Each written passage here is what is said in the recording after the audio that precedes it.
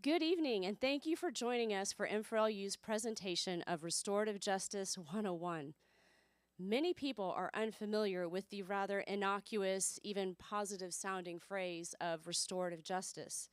You'll find that, as with most of these ideologies, there's a lot to unpack in these two words.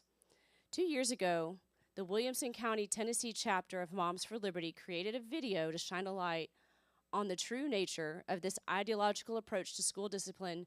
And to start this event, we would like to share that video with you now.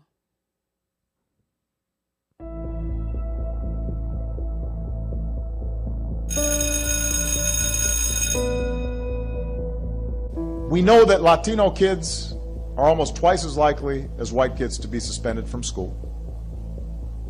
Black kids are nearly 4 times as likely.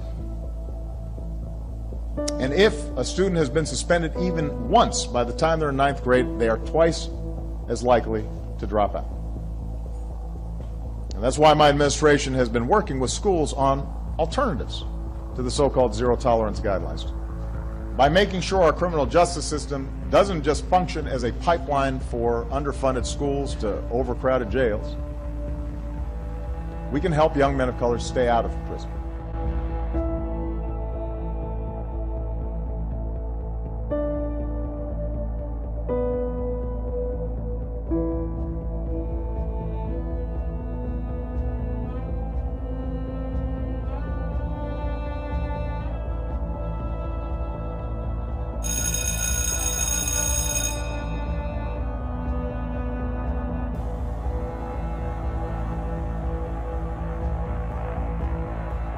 This picture capturing kids trapped helplessly in a crammed hallway. 19-year-old Nicholas Cruz seen here loading an AR-15 in the hallway of Stoneman Douglas High School as a frightened freshman walks past.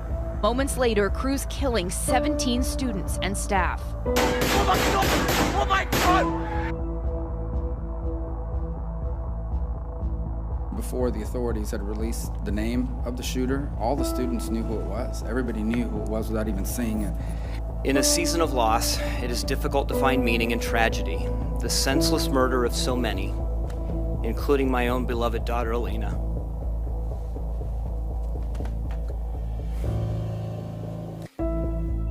Nicholas Cruz and the deadly danger he posed were the worst kept secrets in Parkland,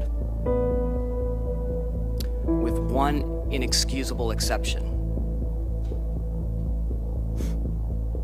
He was kept a secret from many of the parents of the students. And even if he were, Broward Sheriff's Union President Jeff Bell says that his school resource officer hands were tied because the schools didn't want the bad numbers. This matters far beyond Broward County. Superintendent Runcie has said, and I quote, "Some of my staff joke that the Obama administration might have taken our policies and framework and developed them into national guidelines. That's not funny because it's not a joke."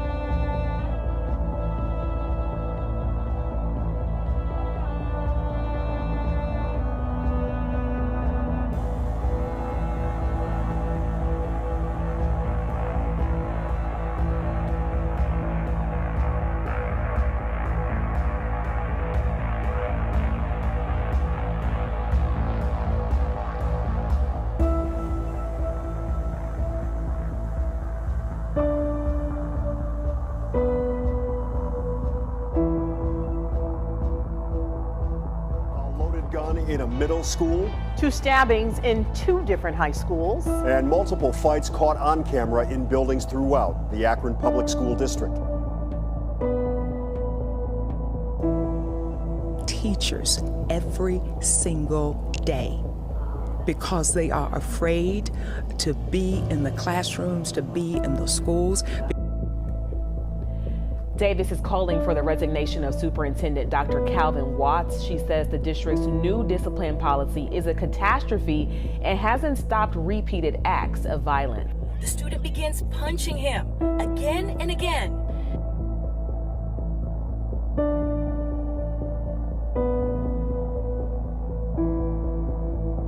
at me with both of his fists balled up tightly and said, "I'm not going around." And he brushed past me and he said, "F you," and exited through the door. Could I finish, please? About 2 more minutes. Oh, we can't do 2 minutes, but if you could wrap up. Please. Can you wrap up your statement? Yeah. Okay, on August 24th, I need to finish. Yeah. On August the 24th, 2021. Ma'am, I have to be fair with everybody. If you could share your last sentence and then. I am a teacher, and I was assaulted by a student, and you all need to do something about it because it's trying to be pushed under the carpet, okay? We'll have staff connect with you. So let me talk, please. The student became aggressive by pushing me hard into the steel doors and took his elbow and jabbed me very hard in my spine and back. He sent the right side of my body into the doors. I suffered multiple injuries and I still cannot get treatment for my neck, right knee, or upper back. It was unacceptable, and the student should have been arrested and charged with assault and battery with intent to commit bodily harm. Other educators added when teachers are attacked, they are told not to report it. It's a brutal back-to-school season across the country, spread all over social media. Police officers injured, students arrested at this high school in Florida. A 13-year-old arrested for allegedly attacking a student with autism in California. ED tells me no charges were filed, and also that student was not arrested. And violence so bad, the superintendent closed the school and ordered a day of remote learning.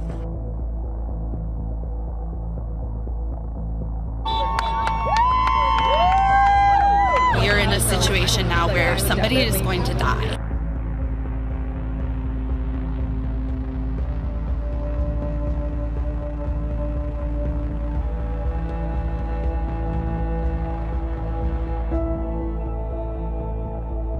We do have a child on the line. Hello? No, there's a school shooting. Okay, yes, ma'am. I have multiple units there. Are you with officers or are you barricaded somewhere? I'm in classroom number 112. 112, yes, ma'am. What's your name, ma'am? Chloe Torres, 330. There's a lot of dead bodies.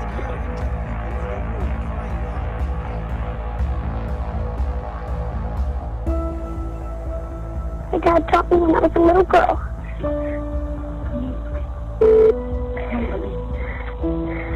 Send help when my teachers are still alive, but they're shot. 320. Go ahead with that child's information related.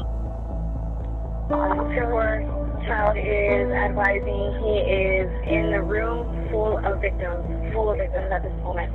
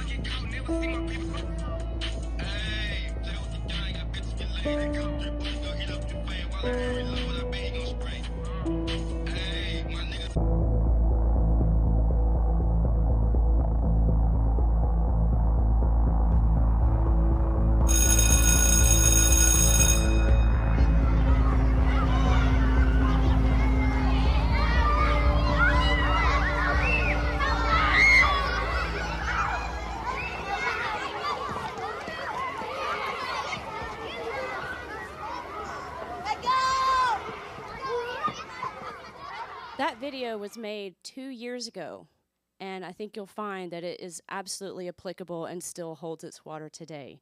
If you're looking for that video, you can find it in the resource library at m4lu.org in the Restorative Justice Toolkit. Next, I would like to introduce the new director of M4LU, Melissa Karwowski. She is a longtime supporter of Moms for Liberty. She comes to us from Pittsburgh, Pennsylvania. She's a proud military wife of 22 years and mother to 3 beautiful girls. It has been my honor to oversee the formation and launch of M4LU, and I believe wholeheartedly in its mission. And I couldn't be happier to pass this program into the very capable hands of Missy Karwowski. I know she's going to take M4LU to bold new heights, and I will be cheering for her all the way. Please welcome Melissa Karwowski.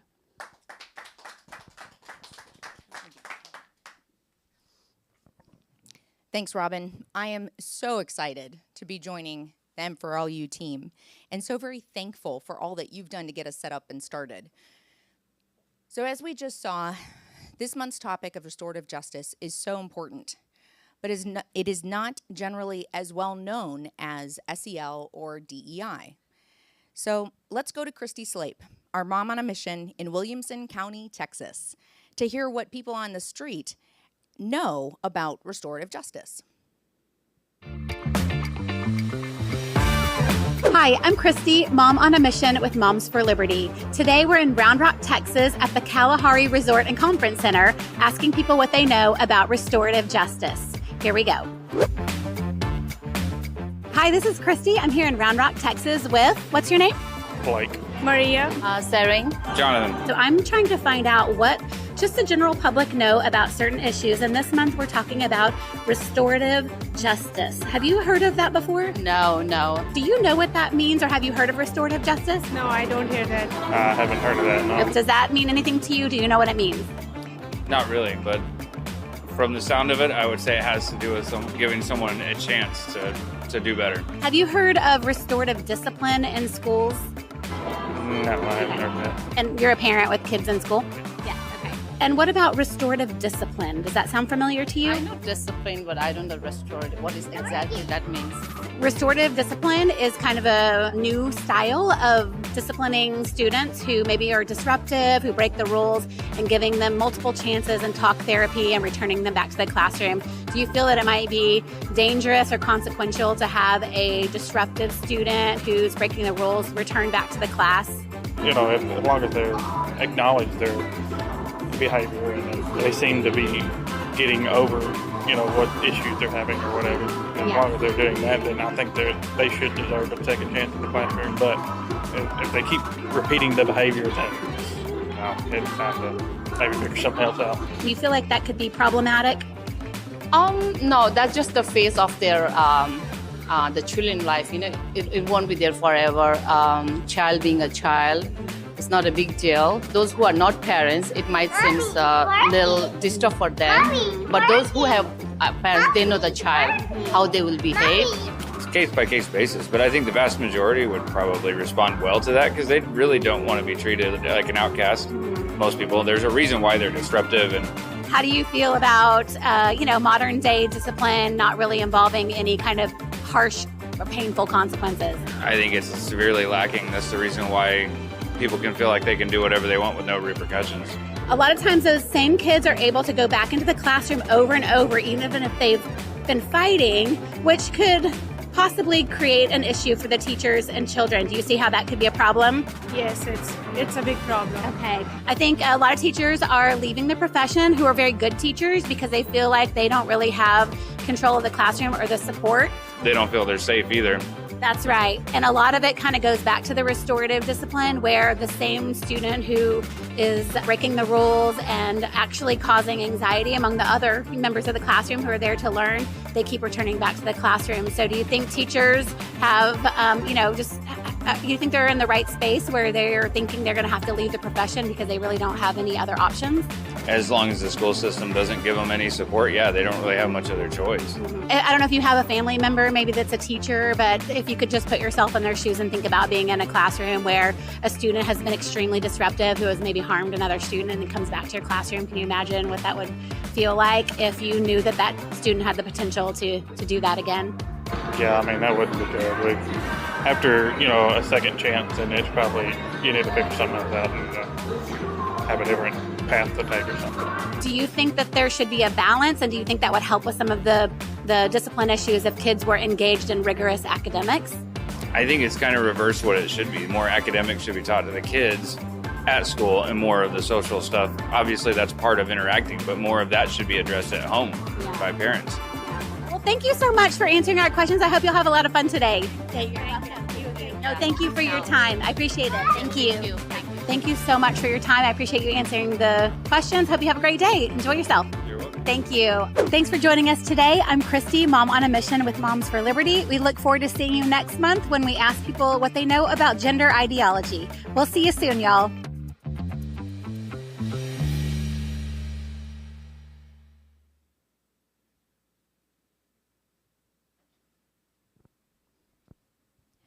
Whether called restorative justice, transformative discipline, or trauma-based instruction, amongst many other deceptively nice-sounding terms, it all refers to the same left-leaning approach that in theory, it does sound really good, but in reality, it too often proves that mercy to the guilty is cruelty to the innocent. Tonight is RJ101. It's an introductory course on restorative justice. The format tonight will be a series of mini lectures by 3 experts with deep insight into the topic. Each lecture will last approximately 20 minutes, and then all 3 guests will be invited back to the stage for discussion and audience Q&A. Tonight, we will hear about restorative justice practices from the teacher, law enforcement, and parent perspectives. This will give you a comprehensive understanding of the topic, so you will be prepared. And so, without further ado, I would like to introduce our first speaker. Ryan Staley is a researcher for Parents Defending Education. He has 15 years of experience as a public and private school teacher and coaching at the middle, high school, and collegiate levels. He is also the father of 2 school-aged children. Tonight, Mr. Staley will provide a behind-the-scenes look at how RJ theory plays out in real life from the teacher's perspective. So please give a warm welcome to Ryan Staley.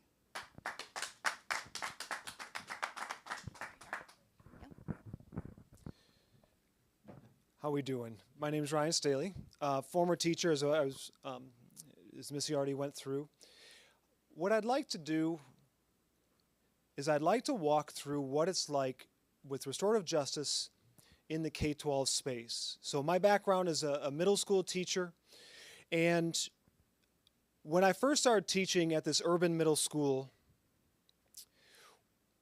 we were working with restorative justice with what they say is fidelity. So the things that you heard the speakers in that video talk about are fairly accurate. Most people, it sounds nice.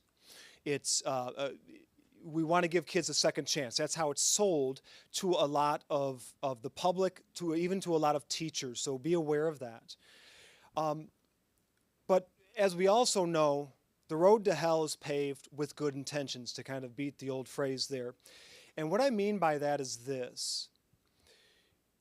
The discipline is intended to give kids a second chance, but what it doesn't do is it doesn't remove problem students from the classroom. And when we don't remove the problem students from the classroom, what it looks like is it looks like chaos. And the classroom becomes a zone of disorder, and the students cannot learn. So let me give you an example. We had a student at our last school, a 7th grader, who had an issue with multiple issues in terms of learning disabilities, etc., but he also was meant to be kept in class. And so what happens is he disrupts the classroom by antagonizing another student. They remove him to go speak with the school counselor. The school counselor has a chat with him, tries to redirect his behavior, sends him back into the classroom. The student might settle down. In that regard, the student is then maybe later on disruptive again. The student I'm talking about at one point in the school year had thrown a classmate through a plate glass window. The student's consequence was in-school suspension. A couple weeks later, that same student ended up getting into an altercation with another student in the hallway, threatening physical violence. A few minutes later, that same student ended up stabbing a teacher with a pencil, obviously. So this is something I want people to understand with restorative justice that has been talked about already, which is the covering up of data. See, these incidences are not recorded a lot of times. They are anecdotal. They are passed along through a group chat to the school counselor or to administration, where they pull the student aside and they have a conversation with the student and send them back to the classroom. The consequence for this student I'm talking about was in-school suspension for harming an adult. Luckily, that adult had minimal injuries, but still, nonetheless. A little bit later, that student was back in my classroom, disrupting the classroom again, causing drama. This student also had a free 5-minute pass, so they would send the student down to the counselor for a 5-minute break, come back. This carried on throughout the entire semester, one semester, by the way, before finally this student had an altercation with another female student where he got to the point where first thing in the morning he threatened to kill this student. And that is when the student in question finally got a suspension. By the way, that's one student in my experience at this urban school. There were multiple cases.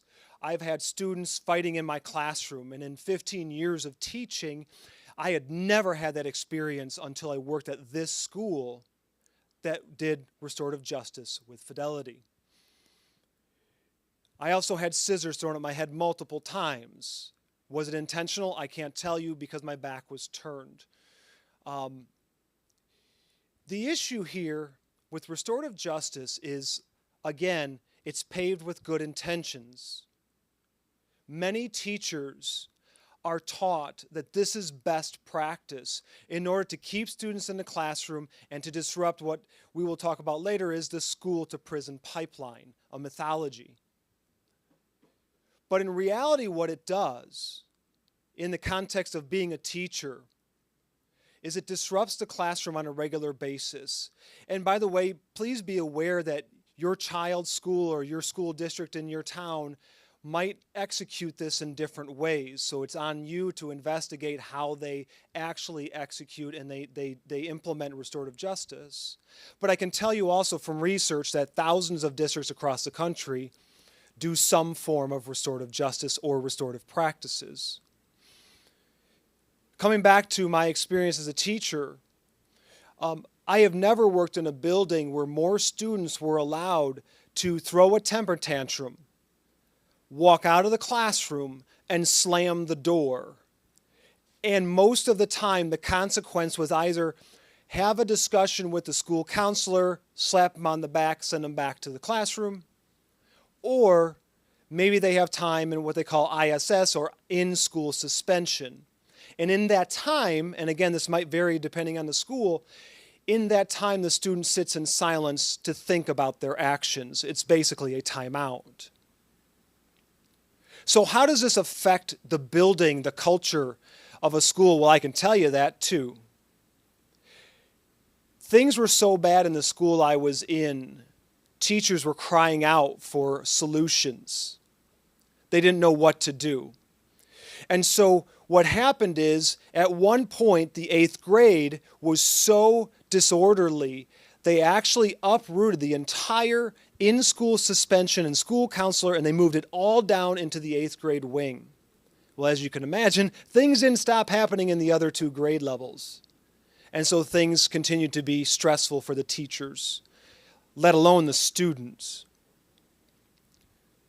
That continued, and then conflict arose amongst the administration and the teachers, the administration and the school counselors, to seek a stop to this behavior. And that really is the key with discipline in the schools, is we need to find the strategy that stops the behavior. And that is a major flaw in restorative justice, is it does not end the undesired behaviors in the classroom. It's easier to have a conversation, by the way, with students about how they feel and their behaviors than it is to teach them to read. And so what teachers have done and what school counselors have done to mitigate these discipline issues is they pull them out and they have a conversation and hoping that that causes a change in behavior. And that might actually work. There are at least 80% of the student population who are going to behave in the classrooms. But what it doesn't work on is at 5 to 10% that are repeat offenders. And that's where restorative justice truly fails. It doesn't remove the real problem set that actually might thrive better in a different environment. And so one of the things I want you to understand with what it's like to be a teacher inside the school is that teachers want to teach their students. Most students want to behave for their teachers. And there will always be a handful of students throughout entire human history that that's not their fit. And so restorative justice sounds great on the surface. It sounds wonderful. We want to keep these kids in the classroom. They need to learn to read, absolutely. But not at the cost of 80 to 90% of the other students in the building. And so it creates this atmosphere of stress. The other thing that restorative justice does from a teacher's perspective is it starts to almost give permission to the other students who might have been marginal in the discipline. They're going to be swayed one way or the other. And so they start to become themselves discipline problems. And now your number of maybe 5% of discipline problems becomes 15, it becomes 20. That becomes a larger number for even the school counselor to handle. And so inside the classroom, in my experience, I've had the privilege of working in different urban schools across the country over a 15-year time span. And I've seen both ends of that demographic in terms of discipline. And I can tell you from experience that one administrator that I worked under was fantastic and really had a good grasp on how to work with those children, how to have a good discipline structure, constant surveillance of the students, walking them from classroom to classroom. High expectations was another big one. And then you remove the students who are a real problem. And here's another data point for those of you to do some investigation with your local districts, is you're going to see suspensions and detentions go to the same handful of students. But what happens is that data just gets rolled into one ball and they say, for example, X amount of black males are getting suspended from school. When in reality, it might be the same 5 kids getting 50 or a large handful of those suspensions. That was my experience at the first school district that I worked in. It was always the same handful of kids, regardless of race, regardless of background, always in the office. Jump to the most current job, school was using restorative justice. And another thing to be aware of that you want to go back and start to investigate with your district is, are they even recording the amount of data that these students are going down to the office or seeing the counselor, which becomes a problem, by the way, because of law, FERPA and HIPAA laws. So it makes it even more difficult for us to track the data. And that's another real warning bell with restorative justice, is we cannot get a good handle on who really is causing issues in the schools. I can tell you this, I did some research recently, a school district in Pennsylvania from 2022, where they actually put their discipline data out there on the school board website. So if you're looking for some of this information, I would start with your school board website. And what I found was in this one high school with a couple thousand students, it turns out the majority of the suspensions went to 11 students. 1% or less of the kids were discipline problems in that district. In fact, 80% of the student body had 0 issues with discipline, 0. And so what you're looking at here is that we're taking a discipline system that actually rewards problems and rewards students who misbehave, and we're penalizing 80 to 90% of our students. And then the students can't learn because they're disrupted constantly. I can tell you from personal experiences, again, that there were days in my last teaching job I felt like I had maybe 10 minutes of actual good teaching during the class period because there were so much disruptions. And from a teacher, what happens is you don't know who to go to solve the problem because the school counselor is maxed out trying to solve problems. The administrators are trying to solve problems, etc. And so you get lost in trying to handle the situation. And then you become frustrated. And so as we've heard numerous times in the last couple of years, teachers end up leaving the profession because they don't feel like they're backed up by their administration. Administration might even feel like they're handcuffed by their administrators at the district level. And so teachers are leaving because they cannot teach. And so with restorative justice, you have to be aware that it's meant with good intentions by a lot of people. So your child's teacher might really believe that this is best practice. In fact, that's what they're told in the teachers' colleges. For example, Portland State University, one of the issues that I have personally is, and you see this in Portland State, is there is no course for classroom management. It is under-taught to our teachers. But there is an entire course for transformative social emotional learning and restorative justice. And so you have to be aware that your child's teacher may be coming in being told that restorative justice practices are great, they're fantastic, and they really are best practice. Key word, by the way, to pay attention to. But in application, it's what I just illustrated to you in my personal experience. I leave you with this idea that we want to stop the behaviors for the students that are not cooperating in the classroom. We want to leave the students that are cooperating with an excellent education. And that can't happen if the classroom is in chaos. And so what we want to do is encourage our teachers and administrators to adopt policies that remove students who cannot function in a classroom and get the classroom back to a learning opportunity for everybody.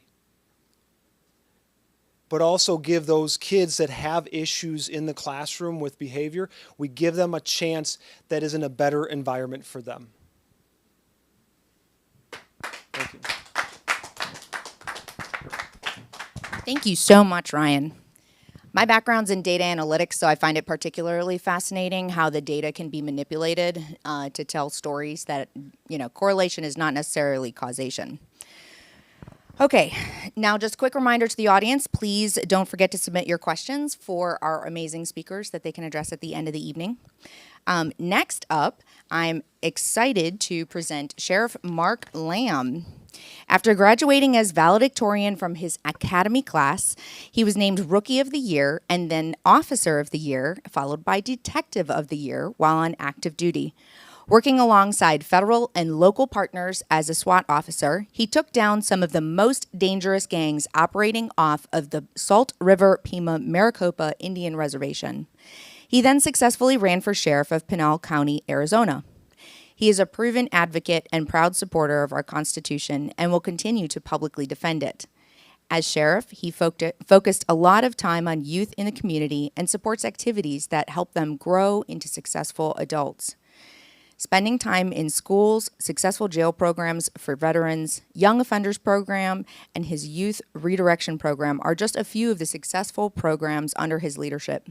He hopes to inspire people to fear not, do right, and have love in their heart for the United States of America, as well as bridge the gap between law enforcement and the community through service.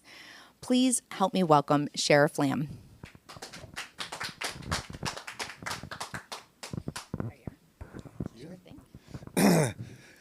You know, when I read the bio, I got to clarify, there was more than one person at these agencies when I became Rookie of the Year, Officer of the Year. It is always uncomfortable when somebody reads the bio.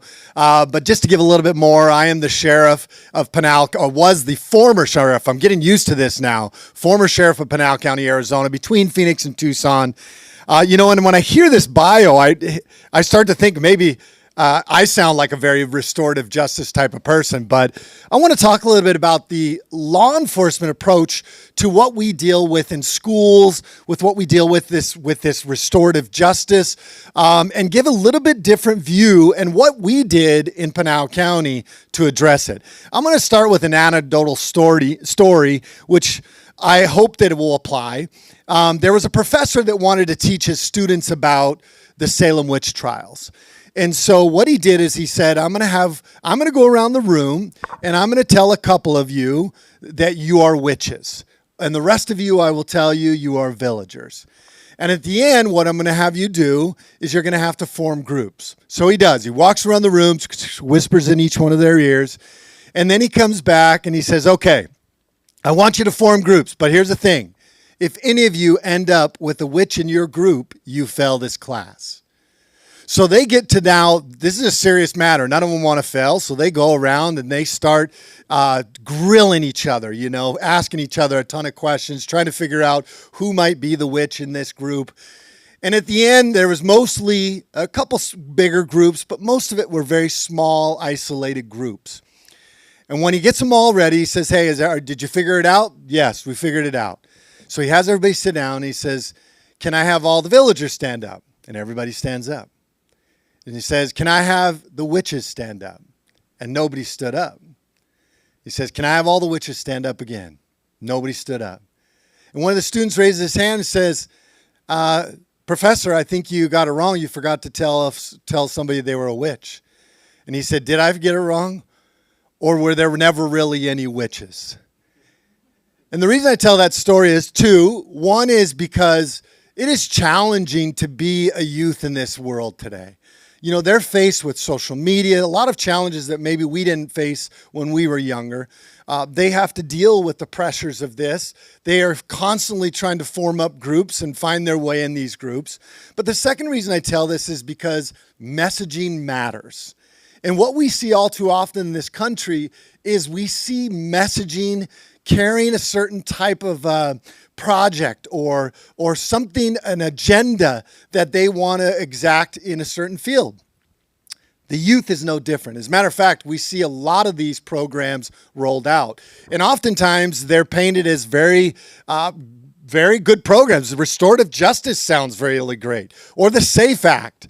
The School Safety Act. Several years ago, they tried to pass a School Safety Act in Arizona. And on the surface, you would think, yes, everybody wants this. But actually, it was a red flag law. For the people that were pro-Constitution, pro-Second Amendment, this was an intrusive law. The border bill recently, they billed it as the border enhancement bill. Well, it had nothing to do with actually solving the problems. It was more geared towards throwing money towards problems that already existed, but not actually fixing the problems. So the messaging and what goes out into our communities is often intentional. It's most of the time very intentional, and it does matter. I want to talk to you a little bit about what we face in law enforcement when we deal with youth. I want to tell you a story real quick. I remember years ago, this was before I was actually the sheriff, I got called to a call where a 16-year-old boy had beat his mom. He had been punching his mom. So I get there and I show up, and this kid is no joke, probably 6'2" and about 250 pounds. He was heavy set, but he was a big, big kid. His mom, normal size, obviously wasn't going to be able to defend herself against this big kid. And so I go in there and I put him in cuffs and I take him out to the car. And in Arizona, we have something called the Arizona Youth Assessment System. Now, that was put in place by the Juvenile Justice Service Division of the Arizona Supreme Court, and it was modeled after something from Ohio. So we've got this Arizona Youth program that we have to, an assessment system. So I pick up the phone and I call down to a division and I talk about what case we had with this kid. And at the end of the conversation, I was disturbed and angry to find out that I was not able to book this kid into jail for the crime that he committed. Now, oftentimes we want to blame the school or we want to blame the police for not holding these kids accountable, when in reality, the system is not designed to hold a lot of these kids accountable. We are actually, in an effort to try to rehabilitate these kids through these restorative justice programs, we are actually removing the consequences in many ways. Now, how many of you, I don't know how many of you listening know what judo is. Judo is a martial art. It's basically a lot of pulling and tugging, and you're trying to find moments where you can actually gain control of your opponent. But in judo, the most successful judo practitioners are people that can take somebody else's energy and use that energy to flip them, to put them on the ground, to gain a tactical advantage. I saw this restorative justice stuff that was coming out, that they were pushing in society, pushing on the youth, pushing into our jails, as an opportunity for me to take that energy and do a judo throw on them and use it to my benefit. Now, how might you say, and this is where it might sound a little bit like a restorative justice program, but what we found was with Parkland, and I know Ryan's going to come up and talk about it, and I had a chance to listen to his talk a few years ago, very powerful. What we saw was, starting in Parkland, and we saw it in Colorado and several other places, we saw that a lot of these troubled youth that were getting into shootings or bad behavior at school exhibited signs of it long before. Either the school was ignoring it, which a lot of these restorative justice programs provide a cloak of cover for these kids, and instead of letting law enforcement know, it goes unnoticed, it goes unreported. And so what we saw was we needed an ability to actually put our thumb on the scale. They weren't going to go to jail most of the time, so we had to know who it was that was causing potential problems in our communities so that we could keep an eye on them, so that we would know who those kids are. But there was another piece to it that I also, as a father. Now, I will tell you, the majority of the kids that came through this program I'm going to tell you about, and my heart goes out when I say this to any single parent trying to raise kids. It's tough enough to raise them with two parents. It's really tough to raise them as one parent. But what we saw continually was that a lot of the kids that came into our program or that were exhibiting trouble in school came from single parent households. And predominantly, unfortunately, they came from households where there was not a male role model, a father or male role model in those homes. And what we wanted to do was address these situations. We wanted to know who might be a potential problem in our community. We wanted to understand what we could do to help these kids. And we wanted to be able to address the behavioral concerns, maybe provide some mentorship, a male role model. But what we really were looking at was when a child would get in trouble at school, there was two things that would happen. Number one, they immediately thought they were a bad kid. They were told you did something bad. And so they had this mindset that they were a bad kid now. So we wanted to break that. The other thing was, who comes and holds people accountable when they get in trouble? The police. And so all too often, the kids were now viewing law enforcement as the enemy when we were not. We were just the ones called in to actually deal with the bad behavior that they were exhibiting. So we really wanted to address those two things. There was no program in place, but I knew there was an appetite for restorative justice programs. And so I went to the county attorney and I said, hey, listen, I've got an idea for a program. I don't know what I'm going to do yet, but I want to feel it out. If you'll give me some latitude, I want to do something with it. And as I tell this program, I hope any law enforcement or sheriffs out there listening will keep an open mind about this program, because I'll tell you the success we had with it. I actually went to Watsonville, California. I looked at a program that they had. That program was more of a diversion program. And for any of you listening, diversion is back end. Diversion is post-charging. They already go to the county attorney, they go to the court or the county attorney decides, hey, this is what you're going to do. We're going to put you in the diversion program, probation, you're going to go to classes, whatever. It was post-problem. It was post-arrest, post being charged with something. So we loved the program, but there was still just wasn't sitting right. We went to a couple different other places. But in the end, we found what we needed to. And I went back to the county attorney and I said, I've got an idea. This is what I want to do. I want to create a sheriff's youth redirection program. For one, I want to make sure that the kids understand in life you will make mistakes. That's part of life. And instead of viewing them as bad kids, we wanted to be able to get our hands on them. Diversion wasn't working. The judicial system wasn't holding them accountable. We thought that we wanted to have our opportunity as law enforcement and as potentially role models in their lives. We wanted to get our hands on them. And so we said, we want to create this program. And he had me working with one of his attorneys. And I remember finally his attorney is trying to look and see whether we could do it according to the law. Because there's laws that talk about diversion. Finally, the attorney says to me, he says, I don't see anywhere in here that says you can do what you want to do. And I looked at him and I said, does it say I can't? And he said, no, it doesn't say you can't. And I said, then we're going to do it. And what we did was we built this youth redirection program. What it was is I personally oversaw it. If a child got in trouble at school or a parent or at a home, clearly there were certain cases we couldn't do it. If it involved a victim, the victim actually had to sign off saying they were okay with the child going through the sheriff's youth redirection program. And what we would do is we would run them through 4 classes. We would do a class every other week. We would start off with goal setting and planning. Most of these kids don't know what goals are. They've never set goals in their lives. And it was interesting to watch as you started to explain and teach them about goal setting. We would do digital media, social media, sexting, the dangers of those things. That was the mandatory class, and we would even invite the parents in for that class. Then we would teach them about drugs and alcohol. That was an important one because a lot of these kids were there because they were under the influence of something. They were getting on the wrong track. And then the last one was we would talk about career night. We'd have people from the community come in. We'd have Army recruiters, military recruiters. We would have businessmen come in. We'd have people that had served time in prison come in and talk to these kids. It was an opportunity for them to see different career fields that they might get into and what it took for people to be successful in their individual careers.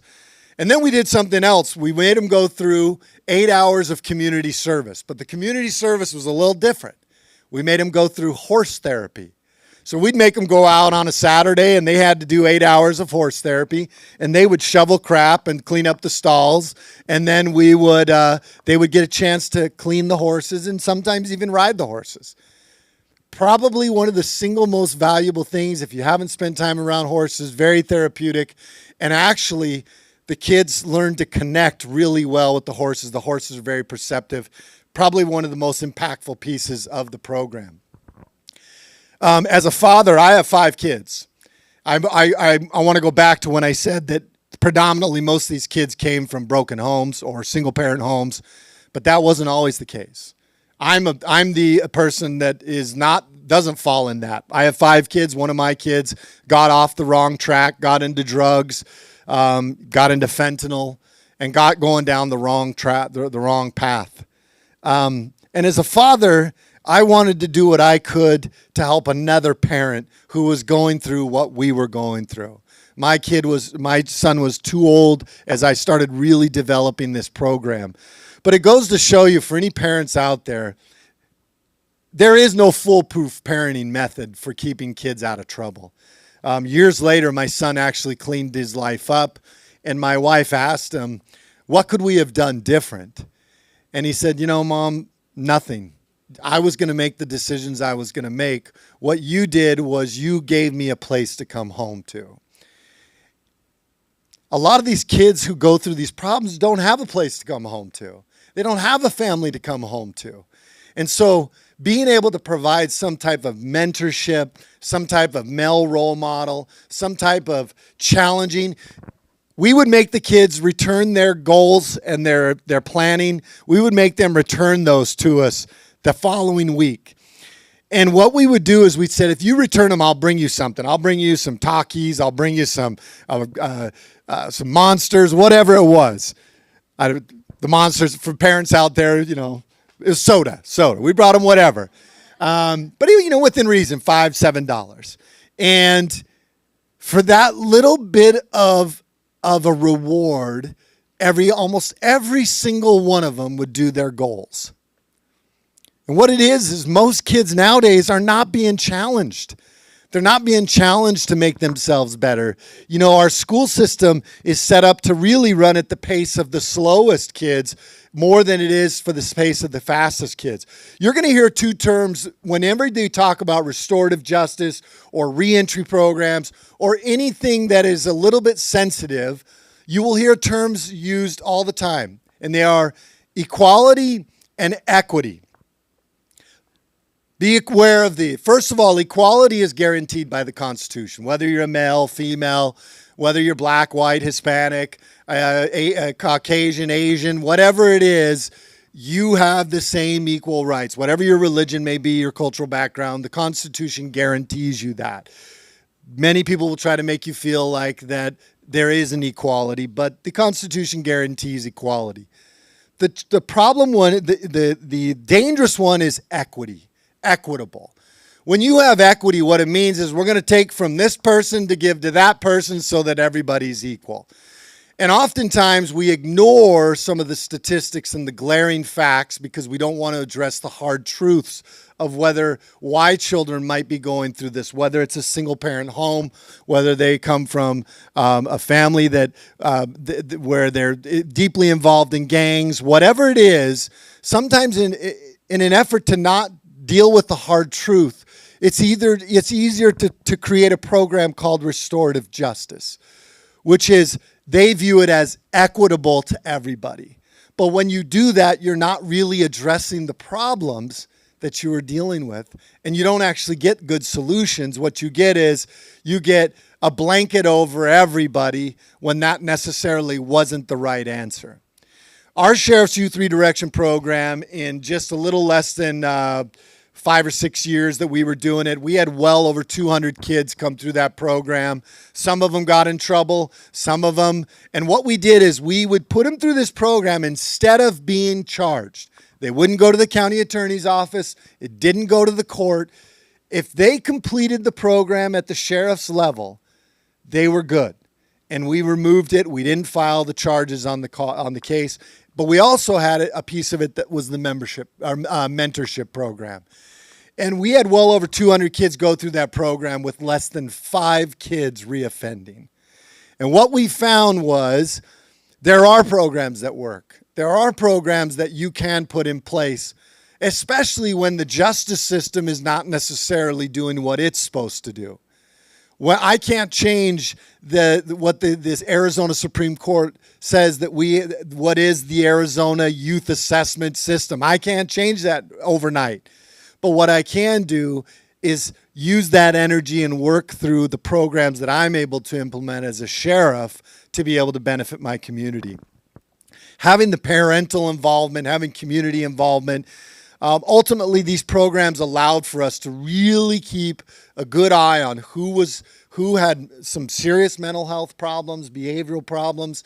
It allowed us to engage with the schools. It gave the schools an outlet for these children that they were fit to be tied with. It opened up a lot of options. I know it sounds like a restorative justice program, but what we did was we took it and we used this energy for wanting to help kids, and we put it into play in our world where we were able to give them interaction with law enforcement, productive pro-interaction with law enforcement. In the end, what we found was these kids no longer felt bad about themselves. They understood that they made a mistake, and instead of dwelling on it and adding on it, we had them going in the other direction, the redirection, to where they were making positive life changes. And the second piece was we found that the kids no longer viewed us as the enemy. They viewed us as a partner in wanting to see them succeed in their life. but we still held them accountable. That was more time and more effort than what they would have gotten if they actually would have gone through the justice system in most cases. And so we have to be very careful that we are doing what the best we can for our youth, for our communities, but at the same time, we also have to be careful that we don't allow the vernacular of some of these programs, which are really, wolves in sheep's clothing in many cases, that aren't really designed to help fix the problem. They really just kind of throw money at the problem. They throw resources at the problem, but they're not designed to make the kids better or to make the problem go away. This will be something we'll deal with forever. But I love being here with like-minded people that are interested in addressing these issues. For all of you listening tonight, thanks for letting me go on and on about it, especially for all the moms out there. Moms for Liberty, for what you do, for raising great kids. And we're here as a partner to be able to do that. And there are programs in place, and I hope to see more sheriff's offices use that constitutional authority that they have as sheriffs to really take it and do that judo throw with some of these restorative justice initiatives and put in place programs that are actually beneficial to the kids and will help them be better and more contributing citizens to our society. So thank you to Moms for Liberty tonight. Thank you for having us, and I'll turn it back over to you. So. Thank you. That was an excellent way to tie back. I think one of the reasons why restorative justice sounds so good is because there is a lot there. It has good intentions, right? It just makes you feel good. Doing it right, the good application, actually focusing on the people, I think that makes such a difference. And being engaged. You said it took so much more time than going through the justice system. That's critical. Okay, so now we have heard the teacher's perspective, the inside scoop. We've heard the other side from law enforcement and how they're interacting with RJ. Now you get to hear the perspective of a parent whose family was torn apart because of these types of policies. Ryan Petty lost his daughter, Elena, in the tragic school shooting at Marjorie Stoneman Douglas High School on Valentine's Day, 2018.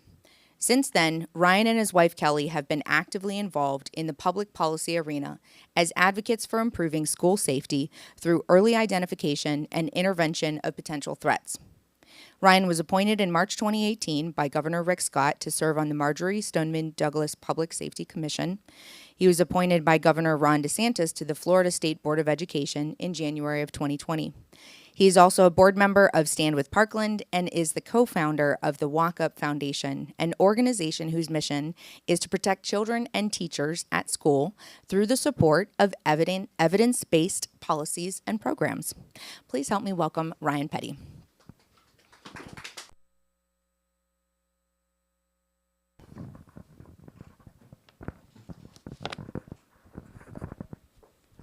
Well, good evening. It's it's an honor to be here with you this evening and to have a chance to address this topic to all those that are watching tonight and, of course, watching in the future. I want to thank the previous speakers before I get started.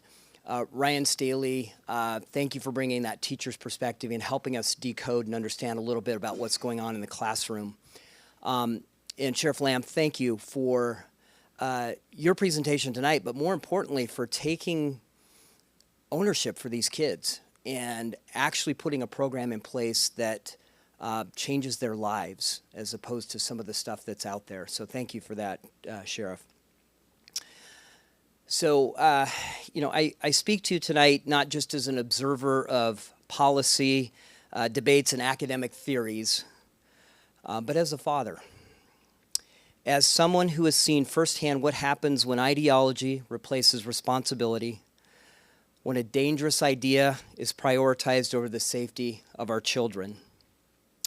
We live in a time when words like equity and restorative justice are thrown around as if they are solutions to deep-seated problems. But today I want to talk about what happens when those words become a shield for incompetence, when they enable dangerous individuals to slip through the cracks, where they ultimately can cost innocent lives and destroy futures. My daughter Elena was one of 17 beautiful souls murdered on February 14th, 2018, in a freshman English classroom at Marjorie Stoneman Douglas High School in Parkland, Florida. And today I'm going to tell you about the role that the so-called Restorative Justice program in the Broward County schools, where she went to school, played in that tragedy. In reality, the killer should never have been in that school. In fact, because he was allowed to attend that school, he developed a grievance against the school, which we know many of these active shooters develop a particular grievance, and he developed one there because he wasn't treated in the way that he thought he should be treated. He should have never had the opportunity to walk the halls, to be able to plot his attack, but he was there because a deeply flawed policy allowed him to be. So let's go back in history. In 2013, new Superintendent Robert Runcie introduced what was called the Promise Program. It was sold as a way to reduce the school-to-prison pipeline, to give troubled students a second chance, to keep them out of the juvenile justice system. And on paper, and as I say those words to you tonight, it sounds noble. But in reality, it was a recipe for disaster. Under the Promise Program, students who committed certain offenses that should have been reported to law enforcement, were instead handled through this restorative justice practice. That meant that rather than facing real consequences, these students were placed in counseling programs or peer mediation. They were coddled instead of corrected. And who benefited from this? Well, not the students who genuinely needed discipline. The sheriff mentioned many of these students lacked a male father figure in their lives or a role model. Not all of them, but a majority of them. They needed that example, and they were denied that. Certainly not the teachers who had to manage increasingly disruptive classrooms. In fact, in the year after Parkland, the Broward Teachers Union did a poll of their own members and found that 59% of their teachers didn't feel safe in their classrooms. Now, teaching is a noble profession, and it's certainly challenging. And it's difficult enough to teach the academic subjects that we ask our teachers to teach our kids. But try doing that in a war zone. And let's be honest, many of those classes felt like a war zone to those teachers. It was not uncommon for teachers to be assaulted, for things to be thrown at them, for them to be disrespected. And quite honestly, what many of them didn't know was that they were in class with a potential killer. The killer that took my daughter's life was no stranger to the system. He had a long history of violent behavior, of threats against students and teachers alike. In fact, his entire time during junior high, he had to be searched as he entered the campus. He wasn't allowed to carry a backpack, and his interactions with other students were restricted. At one point in his academic career, he was kicked out of that, what we would call regular school, the school he was zoned for, and he was moved into an environment where he got more one-on-one attention, more opportunity to have consequences. And it's interesting that during that time, he actually did much better than he did in a regular classroom. But because the system is designed to try to educate your child in the what the education system calls the least restrictive environment, it's actually the lowest cost environment. He was moved out of that higher cost program and back to Marjorie Stoneman Douglas High School. again, that was also at the behest of his mother, who wanted to believe that he belonged in a regular classroom and that he could, he was, maybe just a couple of weeks away from being able to behave in a normal classroom. But think about all the other students that were in the classrooms with him. He attacked his first fellow classmate in kindergarten. That was when he assaulted his first classmate. And the assaults didn't stop throughout his entire educational career. And that's what we learned as we investigated what was going on in the Broward schools. But even worse, because of the Promise program, this newly introduced restorative justice program, and the broader culture of leniency that it created, his actions were swept under the rug. At least 42 times, let this sink in, 42 times, law enforcement or school officials were alerted to his disturbing behavior.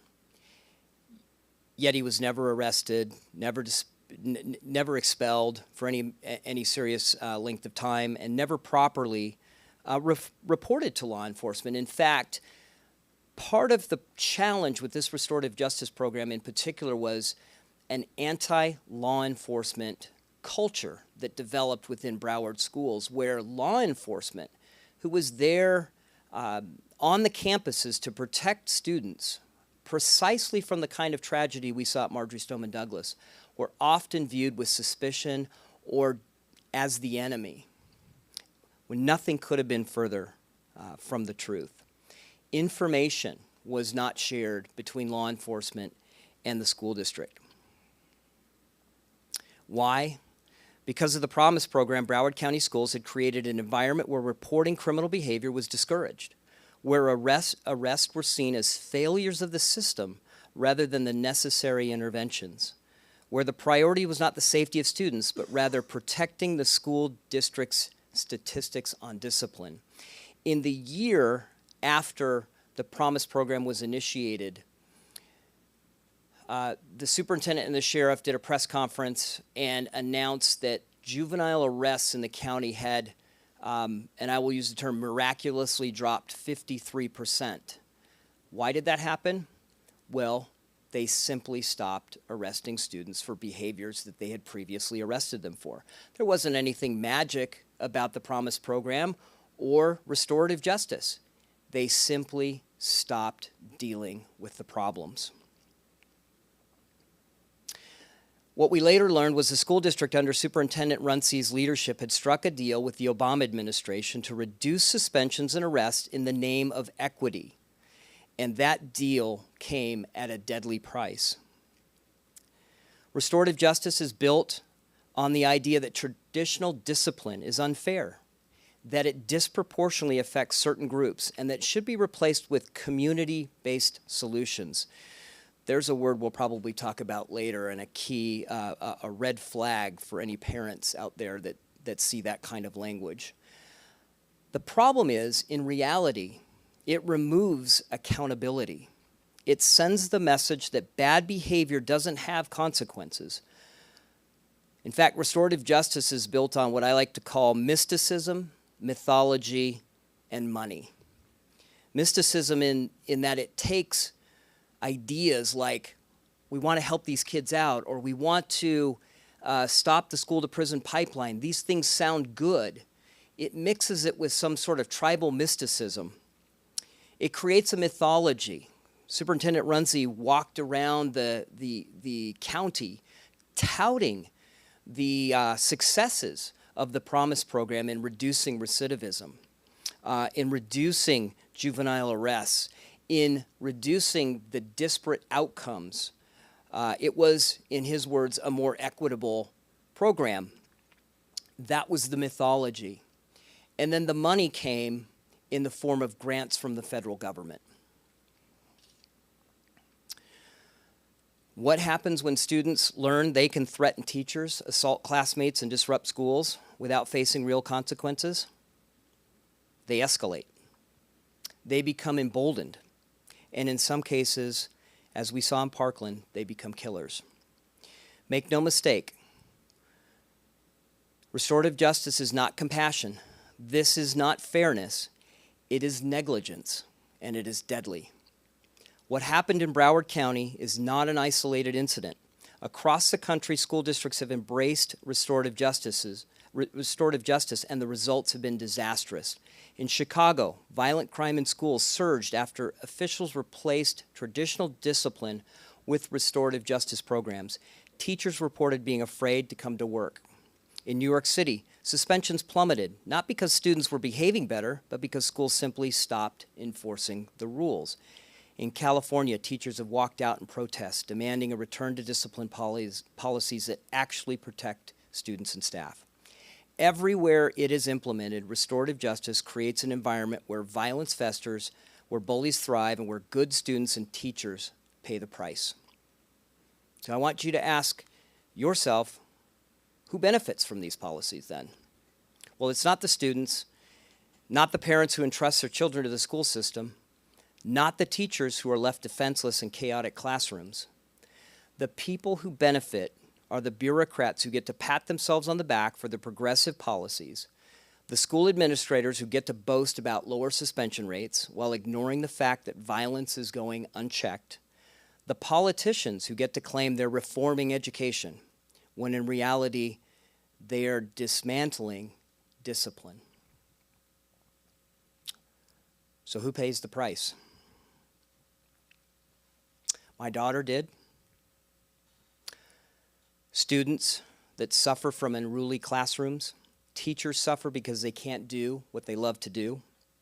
It's time to stop pretending that restorative justice is the answer. It's time to start holding students accountable for their actions. It's time to reject policies that prioritize ideology over safety. We must demand discipline policies that work, policies that put safety of students and educators first, policies that ensure dangerous individuals are removed from the classroom before they have a chance to do harm. As parents, we fought to hold accountable the people who allowed this to happen. Superintendent Runcie, the Broward County School Board. But accountability often comes only after tragedy. As parents, you must be your child's advocate against the policymakers who continue to push these failed programs despite the overwhelming evidence of their harm. I refuse to let my daughter's death be in vain, and I refuse to let another parent stand where I stand today, mourning the loss of a child because of a preventable tragedy. We must fight back against restorative justice. We must demand accountability from our schools. I can never forget what happened in Parkland, and I refuse to allow an ideology that invites chaos and harms our kids to stand. Thank you.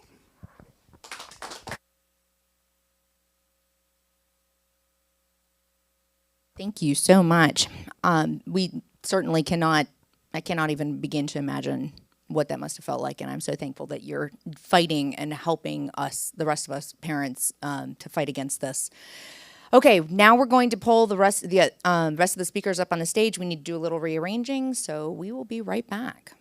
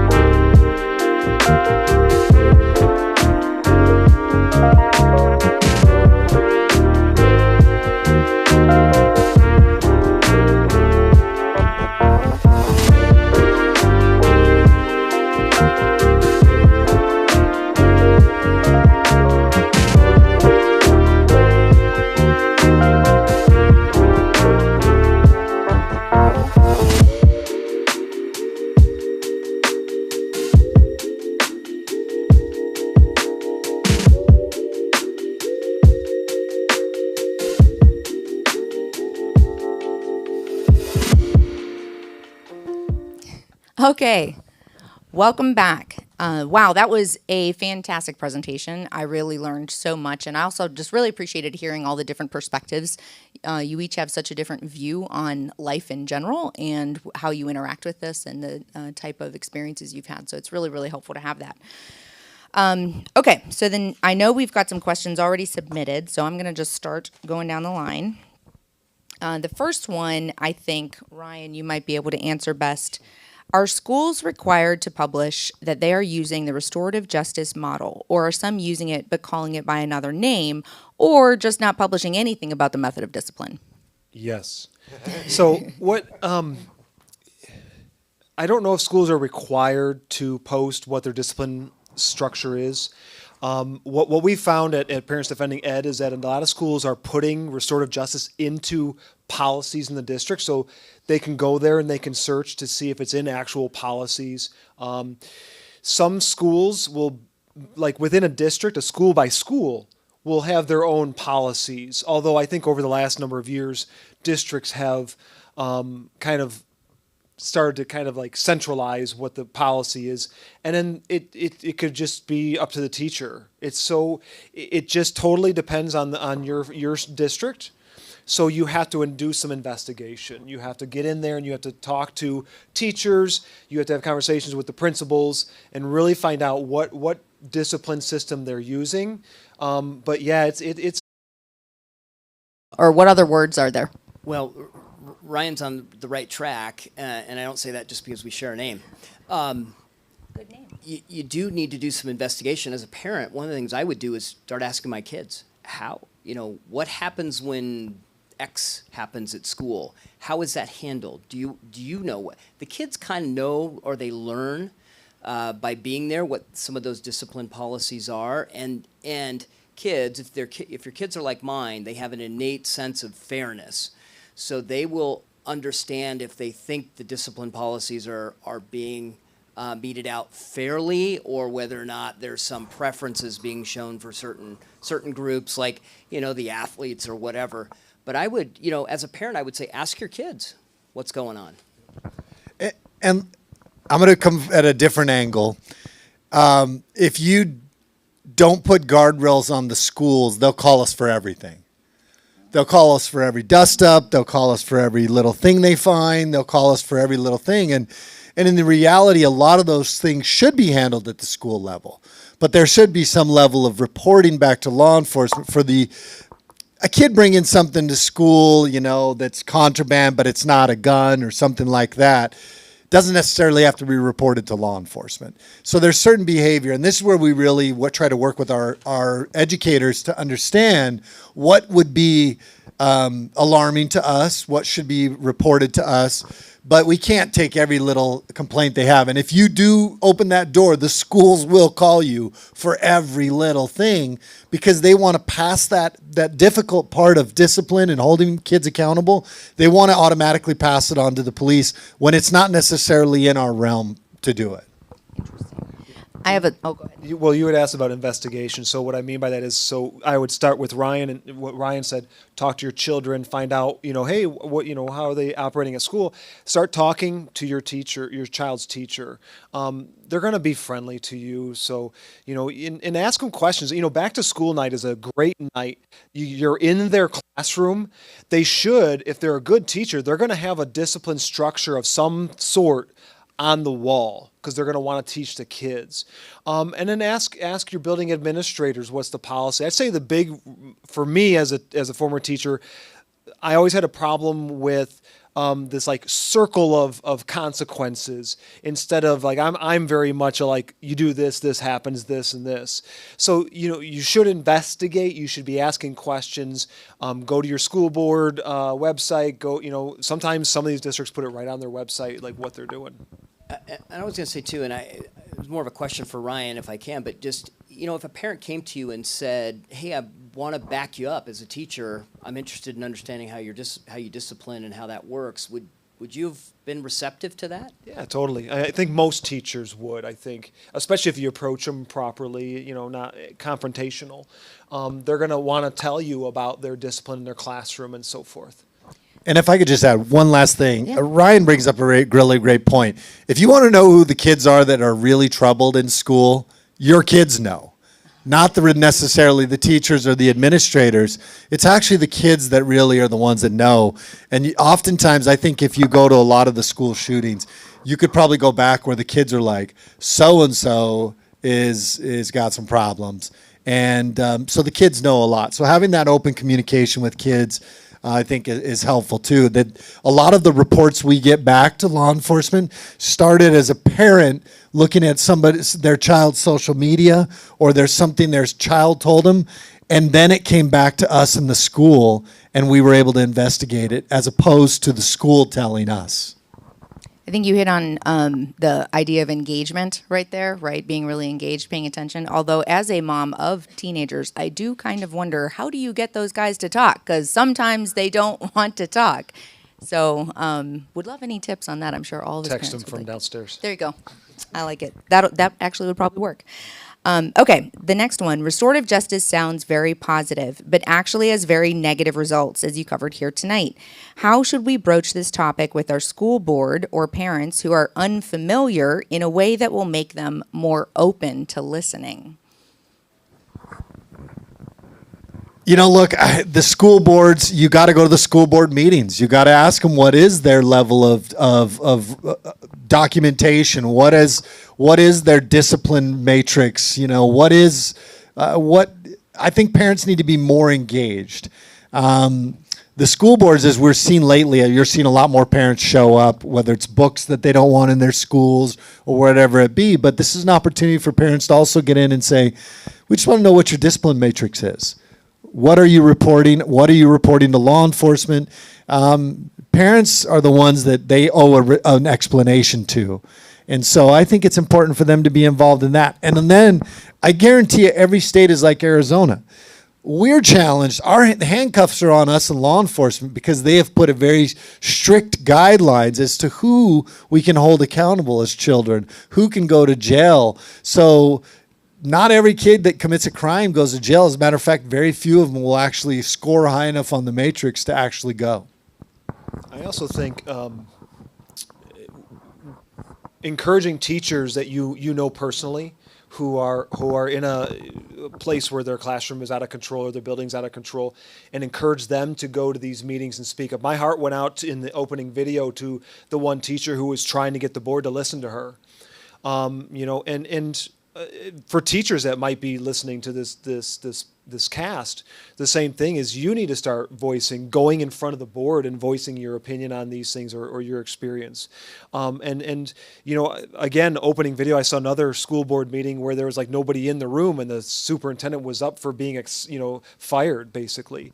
So to see that much absence at the school board meetings, I know that's changed a little bit in the last couple of years depending on location. So, and I think coming with the facts, which Moms for Liberty does a fantastic job, and we try to help at Defending Ed present data and facts, show up with the data. Ryan's got a lot of data as well, law enforcement data.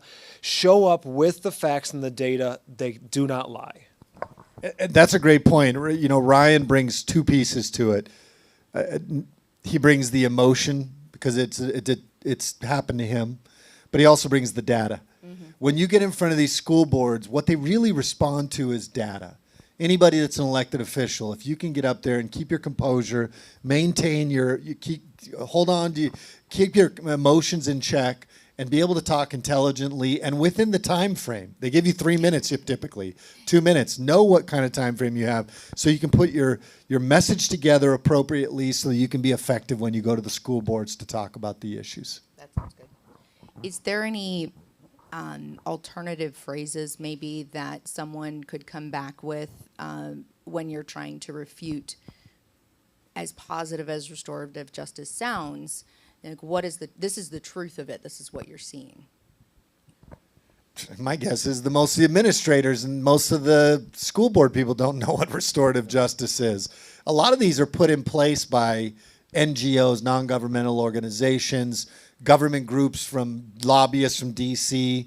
And a lot of these school boards probably don't even know that they've got restorative justice programs in their areas. So I want to piggyback on that because he's exactly right, and a little bit different.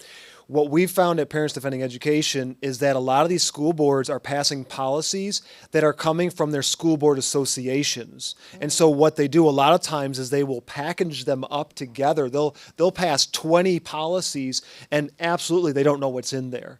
And so you might need to start educating some of your school board members, and that might be something else worth looking into in your district, is befriending school board members and starting to educate them. I'm sure you and Moms for Liberty work with school board members. We work with school board members to try and educate them as well. And yeah, the other thing that parents need to be aware of is that educators, especially, and we're talking about like the true believers here.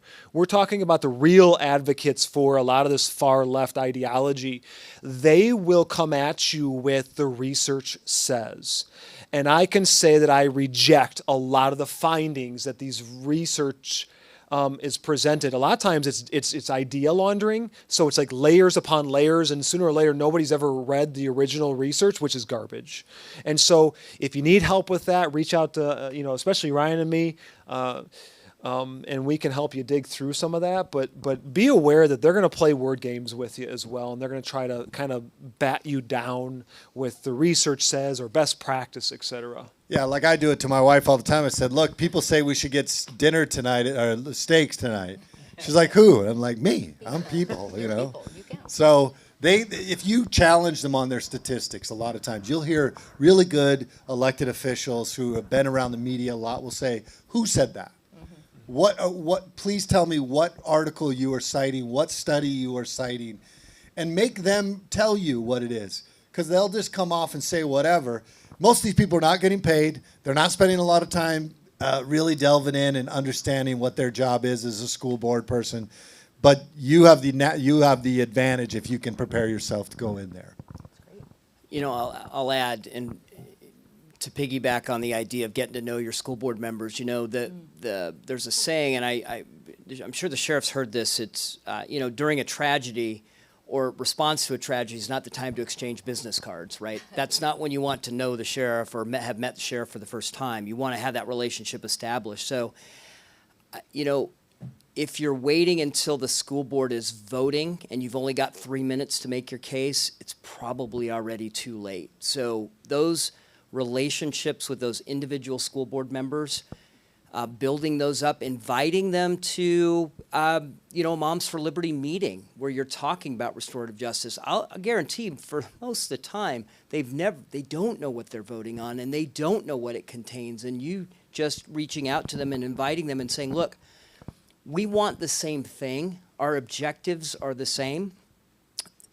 How we get there is probably where we have some disagreement. So, we'd like to invite you to our monthly meeting. We're gonna show this video, and let's talk about the dangers of restorative justice in our school systems.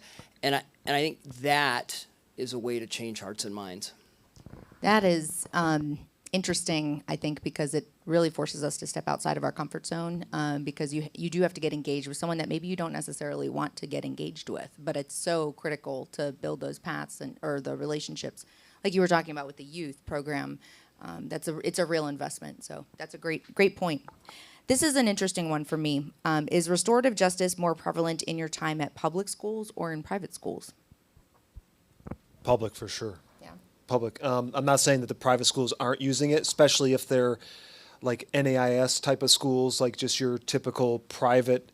My experience, I've actually worked in Catholic schools, and they have done more. They're still on the traditional, what you think of a Catholic school disciplinary structure, just very hardlined. Changing a little bit, but definitely in the public schools is where we see the bulk of this stuff. But you will see these ideologies all over the place, right? And again, it just depends on if there's somebody at administration that's sort of gotten the religion, as we say, and wants to bring that in, or wants to do some experimentation on your child. But definitely, I agree with Ryan. It's definitely in the public realm because that's where the grant dollars are, right? So you get the combination of the federal government saying this carrot of we'll give you a grant to put a program in place, and then you also get this, and it was in the video at the intro, this Dear Colleague letter that comes from D.C. that school districts absolutely dread getting these Dear Colleague letters. They scare the living daylights out of school boards because they threaten them with civil rights lawsuits from the federal government if they don't comply with them. And you're a school board member, your general counsel is going to tell you to be very, very afraid of this and to do whatever the letter says. And that's where they get the public school districts. And look, we have a federal Department of Education which really has no purpose. Education should be a state and a local issue. So the only reason the federal Department of Education exists is to delve out money. And this is how you put restorative justice programs in there, with the threat of government action if you don't comply with this. The federal government's power lies in your ability to take money. Getting off topic, like COVID or the border, as long as I don't take federal money, there's nothing they can tell me to do. As long as you're not over a barrel. And really, the education is no different. Once you start taking the money, once these programs, it's really enticing. But then there's the back end expectations and requirements, especially from a federal organization that shouldn't be involved in state and local education. I want to give parents some data to go along with that. Is the Department of Justice under the Biden administration gave out over $100 million to K-12 school districts to implement restorative justice. Also, the Department of Education gave out tens, if not hundreds of millions of dollars for restorative justice programming. For example, the School District of Philadelphia, where they got over $4 million for their restorative justice program. And they brought in as an advisor Angela Davis's sister, who I didn't even know until I did the report, had a sister. And she runs a nonprofit restorative justice program who built Oakland Unified in California. So to give backup here, there's a lot of money that was coming out of the administration under Biden for restorative justice. So they were, schools want money. And if you're going to get money for doing this thing, why not do that? I want one last thing real quick with the private versus public is, to be clear, the National Association of Independent Schools is NAIS, and those are like independent private schools. They tend to be very far left leaning, especially recently with their policies and so forth. So there's a difference between like Christian private schools or Catholic schools versus those, and it's also it's a luxury belief. And so what I mean by that is a lot of times these researchers will experiment with restorative justice in a high-end elite school. It'll be effective. It'll work because all those kids are great kids for the most part. They're private schools, so they don't have to take everybody. But then they say this thing is awesome, and then they go and they use it on the school district I worked at with the low-income, low socioeconomic kids, and it's a disaster. And it actually is harmful to the low-end kids. It works with the high-end kids because they're high-end for a reason, and it destroys the young kids, and it actually creates a bigger gap that we're told equity is supposed to be solving. Well, that sounds about right, unfortunately. I would like to revisit the Dear Colleague letter, because I think it's interesting that we've talked about this a number of times. And just as to the average layperson, can you explain what is a Dear Colleague letter, especially since following up with one of a question that Trump rescinded the Obama era Dear Colleague letter. But these policies still persist. So he sent out this letter, now it's gone. What are the recommendations to put an end to these practices once and for all? Well, ultimately, something's got to change in D.C. where you don't have a Department of Education or a Department of Justice sending these things out to districts. I agree with the sheriff. It should be a state and local issue. If I had my way, we would just not have the Department of Education, it would just have a small staff and block grants of dollars. But even that, right, comes with strings. it always seems to come with strings. So even that's not a perfect environment, but we're so used to DC sending money to our educational systems across the country that I don't know what they'd do if they didn't get those dollars. But the Dear Colleague letter, so for example, the Obama era one, basically what it said was, Dear Colleague, we've noticed that discipline rates amongst various races and ethnic groups have a disparate impact to them, and we think this is not fair. This is not equitable. And so you will change your discipline policies so that there is equity. In other words, not equality as we understand it. So if I do X, then I get punishment Y. But you've got to make sure that amongst all the groups, and it was very racially focused, right? Let's be honest. It was very racially focused. So you've got to discipline the total number of African-American students or Latino students that you discipline has to be equal to the number of white students you discipline, even if you come from a district that where there's an imbalance. And so they were going for equity, equal outcome, not equal treatment under the law, which is what most Americans understand as equality, and it's this idea that we all are treated fairly. Equity means we're not treated fairly, we're treated unfairly so that we get to an outcome that somebody in DC thinks we should get. And that's the letter that got sent to school districts across the country that sort of precipitated this. I kind of touched on it. That equitable is dangerous because you're asking for an outcome that you just can't come up with that outcome other than not holding certain people accountable. And that's why these kids go unaccountable in school because they've already reached their quota and they can't be, we already had too many kids of this race or this race. Now we can't hold this person accountable because now we'll be in violation. It's the same as like these federal oversights that police departments are under. I mean, all of it is designed to really, it's the same with the border. That's why they weren't holding and they were releasing people that were here illegally committing crimes because they didn't want people to know that they were here committing crimes. And they wanted to be able it to look a certain way. Restorative justice, basically, they want everything to look a certain way so it looks really good to everybody and really fair. And frankly, fair is it's a pipe dream, and so is equitable, especially in a country where your efforts and your hard work and your willingness to go out and take chances are really what allow you to thrive in this country. But all too often we want to take from those people and give it to the people that didn't put in the work, or they want to do it based on your skin color or your religion or your sex or whatever. And it's just dangerous. And this is why we get programs like this. And most of them, all of them are funded by the federal government. I was going to say, I want to go back to talking to your own children about their school day. And one of the things that you're going to find out is if they're using some of this type of programming, and let's even set aside race. By the way, restorative justice with disparate impact is critical race theory as a discipline model, so it's injected in, right?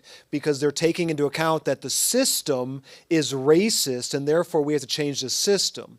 But talk to your children because they're going to tell you, well, yeah, so-and-so gets in trouble all the time, but there's never really consequences. And so you'll start to get a gist of kids know. The kids know in the classroom that's not fair. So-and-so gets away with this stuff all the time. Why does he get away with it, right? And it could be the teacher's pet in our day, but you know what I mean? So I mean, that's how you can start to gather some information about what's happening with this type of thing.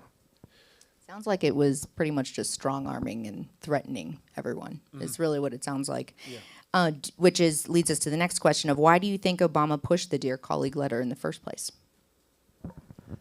Well, so I've got theories. I think at the high levels of the federal government and some of these activists, they're true believers in this, right? They're true believers that there need to be equitable outcomes. I believe that we should be striving for equality. That's what I was taught. That's what I believe, and I think that's what allows those that work hard to excel. Those that aren't working as hard can see that and put a little more effort in and strive for that. So I think we're a nation that was founded on this idea of equality, and it's been a struggle for us to achieve even that, right? We've struggled with that.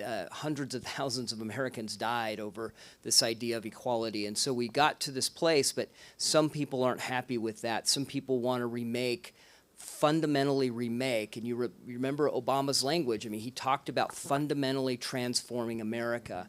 I think he wanted to take it away from this idea of equality to this idea of equity.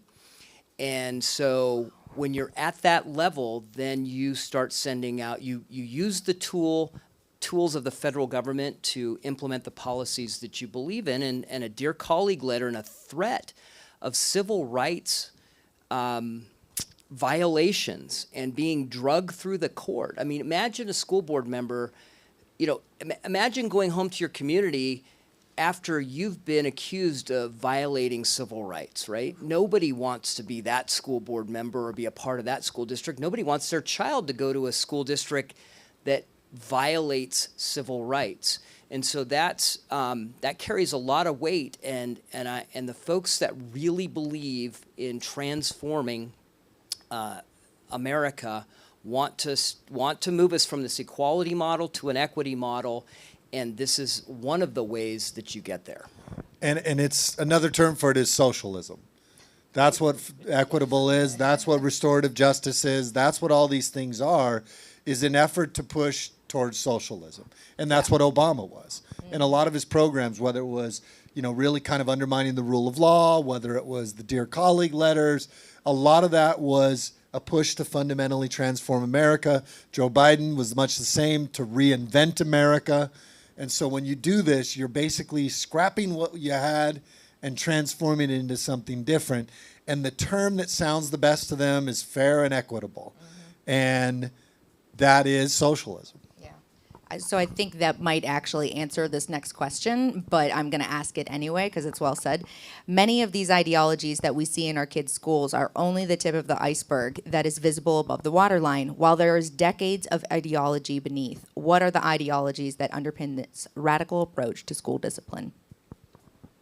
Socialism. That's what it is. It's socialism. Kind of what I thought. Yeah, they're trying to not hold a certain group of people accountable based on your skin or your sex or whatever it is, and pass that on to somebody else and hold them accountable to a higher level so they can go on and say that they're balanced, it's equitable.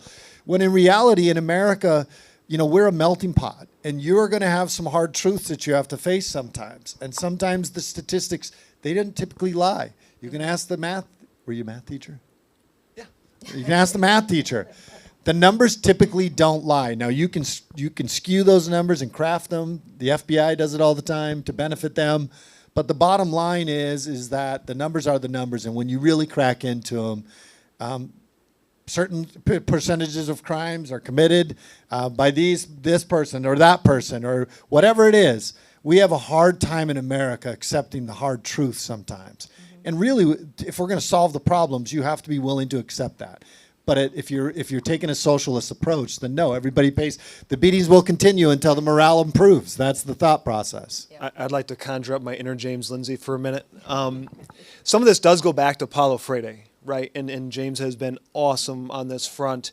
And you're not talking just Paulo. You're talking about, remember that a guy named Bill Ayers, who was Weather Underground, 60s radical Maoist type guy, he was a mentor to Barack Obama in Chicago, right? So you have that ideology, and what did Bill Ayers do? He got rid of the radical pose to go and get the radical ends, which is he went into the Columbia's Teachers College, the colleges of education, and then in the 90s, late 80s, Freire started to catch on, and then all of a sudden, let me give you an example. When I was in my teachers, when I went through a master's program of college of education in 2007, Friday was starting to come into the picture. In fact, the university I went to, they were rewriting their mission statement, which included transformative social justice. Those key words I can still remember.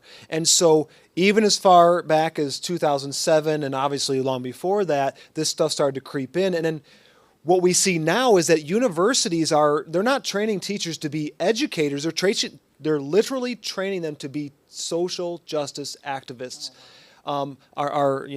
Tim Waltz's alma mater, Mankato, it's literally on the front page of their College of Education website that it says that they're trained to be social justice activists. And so now it's deeply ingrained, and these young teachers are coming out embedded with that mindset. That's so encouraging. I'm kidding. and a lot of, in this, you look at the demographic of teachers, you get a lot of younger teachers. A lot of teachers nowadays are not married, don't have kids. Yeah. You know, my kid, they would send my kids, I had 5 kids in one school, and they gave a ton of homework. And then the teacher would say, your kid didn't do the homework. And I'd say, well, how many kids do you have? And she's like, I don't have any. And I go, well, I got 5. And they all got the same amount of homework, and it's really hard. And so I think a lot of times, too, we have this with police. You know, we have police responding to houses dealing with domestic violence, but they've never been married. They don't have kids. So it's really the culture has changed as well. Mm-hmm. And so you have this push of these they've been indoctrinated. Now they're into the schools, and they're not, many of them are not family people yet. And so that doesn't, then they think they know what's better for your children better than what the actual parents do. Anyway, I'm going off on a whole tangent here, so. I didn't mean it that it wasn't encouraging. It actually is such a good reminder of how long this has been around, because I know for me personally, I really wasn't familiar with this term. It was just such a new words to me, and it was like, well, this is just a very recent thing since Obama, but it's not. It's been around for a very long time, and that's really important for people to remember, I think. Saul Alinsky's Rules for Radicals. Mm-hmm. You know, and with the restorative justice, to kind of bring it back to that, I mean, like I said, this is now being taught to new teachers as best practice. And so we need to understand that it's no longer just being introduced to the old guard inside the schools currently. It's being taught as the model for classroom discipline. And yet the teachers are not getting the tried and true stuff of classroom discipline. Yeah, unfortunately. I think I have enough time for one more question, and it's connected. We talked a lot about funding that the government's sending out. So I'm curious, though, is the Department of Education incentivizing RJ? Is there a reason other than federal funding that would make schools want to show so much leniency to the very small number of disruptive and violent kids? There are a couple of ideas that come to mind. One is, I mentioned this in my presentation. I talked about least restrictive environment, right? And I used the term least cost environment. The reality, the quote-unquote normal classroom, the regular classroom that kids are zoned for, that's probably the least costly environment for a public school to educate a child. And so they tend to want to put the kids, as many of them as they can, into that environment. These specialty schools or schools for kids with disciplinary issues, that's what we're talking about tonight, right? Those are more expensive. And so it's more costly to educate a kid there. So even with dollars flowing from DC and all the other stuff, the inertia in a school district is to get those kids back into that least restrictive, least costly environment as quickly as possible. So there's just administratively, there's a reason to put those kids back in that environment. I think it's a mistake, right? We saw it with the Parkland killer, but there's more examples. You don't have to go to a school shooter to find examples of where getting the disruptive behavior out of that classroom and into an environment with more restrictions and quite honestly, more help, more like a program like the sheriff talked about, where you've got mentors and people that understand the behavioral issues and know how to deal with those and help that student learn. You've done something great for this kid, right, that was disrupting a class previously. But the 34 kids that are in that classroom that are now learning how to read or learning math or learning civics, imagine that, learning civics. That that's magical. That teacher now can teach where that can't happen when that disruption's in that classroom. Our education system's broken. We're failing. We're getting worse and worse every year. And so clearly the money that they've thrown at it isn't working. The programs aren't working.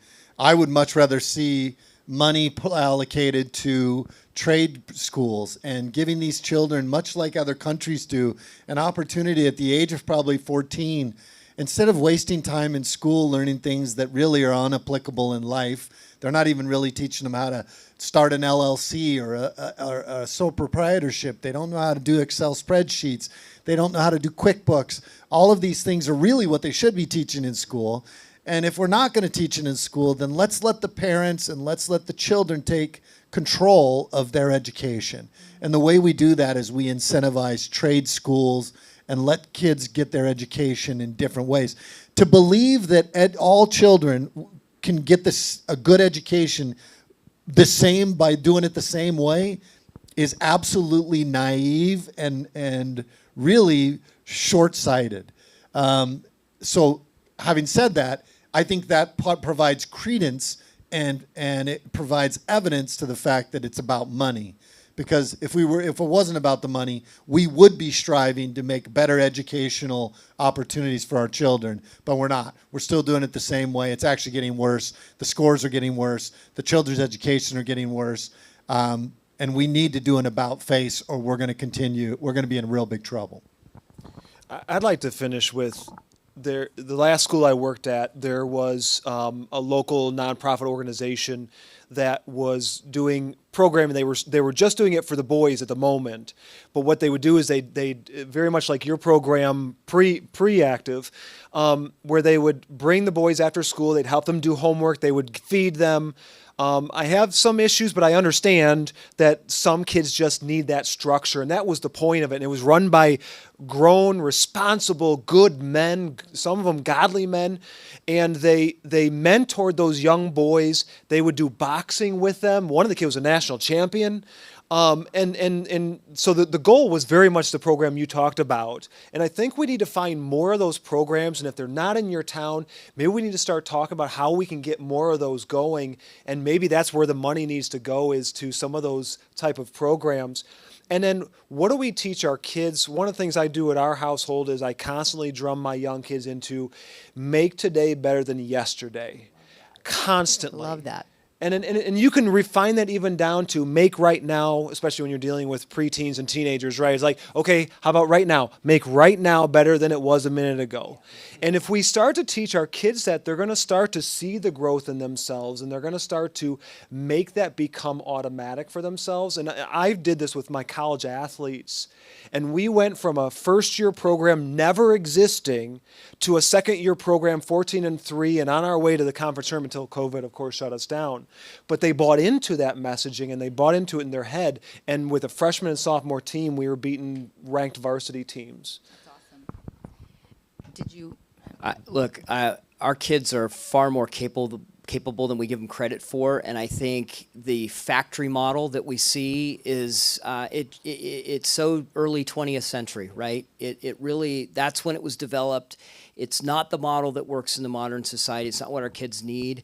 It's not challenging them, as Ryan just talked about. I think our kids will rise to the level of the challenge we lay in front of them, but we have to do that. You know, when I listened to the sheriff, what I heard was he knew these kids individually. Yeah. We can't treat them like a factory product, right? We've got to treat them like individuals and understand what each of them need, and then we can define a program that's gonna challenge them and take them where they want to go. And that's the model we should be moving towards, because the alternative, if we don't do that, the alternative is to spend more money on law enforcement and more money on corrections. And the challenge is giving them self-worth and making them feel like they are worth it, being better every day, getting them. One of the things that we would have our kids do, and I know we're under the time clock, one of the things we would have our kids do at the end of every class was I would say, tell me something good about yourself. Oh, I love that. And we would do it in front of the entire class. And the first class, they always struggle with it. And most of these kids have never had somebody say, that is awesome. If they say, well, I'm a good artist, oh man, that's amazing. There's so much good work you can do if you're a good artist. I mean, if you build on these kids, it was amazing to see how they just sat up a little taller. And I think that we're running them through the factory as opposed to actually looking at these individuals and saying, you would be really good here. And I think if you would, like to do that, we would support you in doing that. And I think you'll see ADHD, all this stuff. These are just kids that need more to do. You need to put them busy. Farm kids always turn out good because they work their butts off. And there's a reason, and they're always striving to be better. That is excellent. I think one of the most fundamental themes that I'm hearing is just two things. One, the importance of engaging. We need to, as a community, genuinely be engaging and get more involved and less sitting on our phones and doing whatever else, right? Because that takes time. And then focusing on the individual, because one size doesn't fit all. Both schooling, the disciplinary actions that we do, all of it. It's just it's got to be a whole big picture thing. But this was wonderful. Did you have any last words before we go? And it's not just kids. Like, I've been a sheriff, and what we would do is empower our lieutenants to make sure that they knew the career path for all the sergeants. And the sergeants needed to make sure that they knew the career path for every deputy, because every one of them was different. And it was investing in each one of their individual careers, and that's what made us successful, is because we wanted them to be where they wanted to be. We wanted them to be the best they could be. And it doesn't stop just with kids. It's a practice that you should implement even in workplace. But it's trying to find opportunities and creating educational environments that do give these kids the ability to find out what they're good at and give them that self-worth that they need. Ryans, do you have anything else? I'll let Ryan have the last word. Oh, well, thank you, Ryan. No, look, again, I'll close by saying, thank you for taking the time to learn more about this topic. I think it's really, really important that parents understand what's going on in the schools and how our schools are disciplining and what's driving them. Reach out to your school board members, spend time with them. If you can, grab other parents that are like-minded with you and get together and have the impact on your school board that the most impact that you can have, because your kids are depending on you to be their advocate. Thank you. That is fantastic. Okay, so first of all, I want to thank all of our speakers for coming today. You were absolutely amazing. We really appreciated it. Such good information. I know that I learned a lot, so I'm excited that we were able to pass that along. Thank you to our audience for watching and submitting wonderful questions that drove some really great conversation. I hope you enjoyed that as well. Coming up in March, we have a lot more that we're going to be exploring as far to explore RJ. Next Tuesday, March 11th at 7 p.m., we're going to be doing the RJ102, which is a virtual lecture. So that's going to dive deeper into the topic of restorative justice. My guest speaker is going to be Daniel Buck from the Fordham Institute, and he'll be sharing valuable insights, followed by another live Q&A. So you don't want to miss that. On Monday, March 17th, at 6:30 p.m. Eastern, we will be doing a virtual online screening of Echoes of Columbine. And we will have Frank DeAngelis, Columbine's principal, online with us to discuss to interact with and answer any questions. And finally, we'll wrap up the month with our monthly book club discussion covering the book Why Meadow Died, the people and policies that created the Parkland shooter and endangered America's students.